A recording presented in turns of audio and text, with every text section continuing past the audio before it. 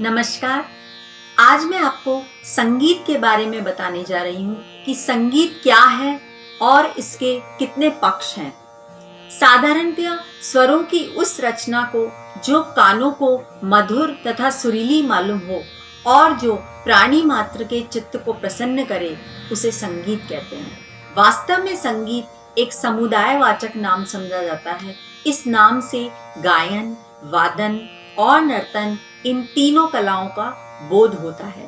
गीतम वाद्यम तथा नृत्यम त्रयम संगीत मुच्यते, अर्थात गाना, बजाना और नाचना, इन तीनों कलाओं के मेल को संगीत कहते हैं, क्योंकि ये तीनों कलाएं एक दूसरे पर निर्भर हैं।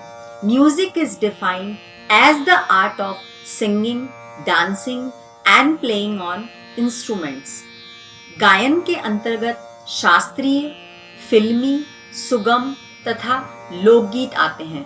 वादन में हारमोनियम, तबला, गिटार, सितार आदि वाद्य यंत्र आते हैं और नृत्य में कथक, लोक नृत्य, कथकली आदि नृत्य आते हैं।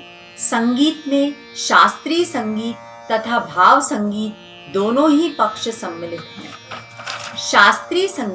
शास्त्रीय संगीत में कुछ खास नियमों का पालन करना बहुत ही आवश्यक होता है। जैसे रागों का नियम पालन करना जरूरी होता है, लय और ताल की सीमा में भी रहना पड़ता है। भाव संगीत में शास्त्रीय संगीत जैसा कोई नियम या बंधन नहीं होता है। जो कानों को प्रिय लगे वो भाव संगीत हुआ, क्योंकि इसमें जरूरी नहीं है कि राग के नियम के अनुसार ही गाया जाए, और ये भी जरूरी नहीं है कि आलाप, तान, सरगम आदि प्रयोग में लिए जाएं।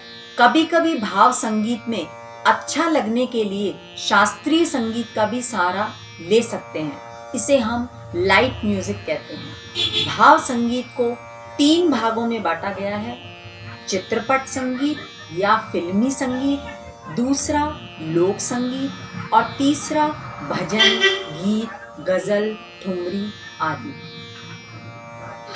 संगीत वास्तव में जीवन का सुख है, मोक्ष का प्रथम साधन है, मिलन का सुंदर सुख स्वप्न है और प्राणी मात्र के जीवन की अमृतमय धारा।